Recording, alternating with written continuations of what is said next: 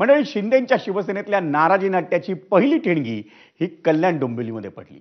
उपमुख्यमंत्री एकनाथ शिंदे यांचे चिरंजीव आणि खासदार श्रीकांत शिंदेंचा बालेकिल्ला असलेल्या कल्याण डोंबिवलीत भाजपनं घातलेला घाव हा शिवसेनेच्या चांगलाच जिव्हारी लागला.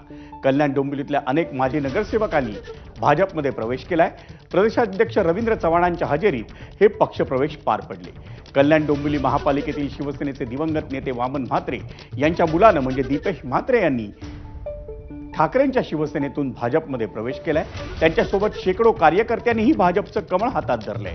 शिंदेंच्या शिवसेनेसाठी म्हणजे श्रीकांत शिंदेंसाठी हा मोठा धक्का मानला जातोय.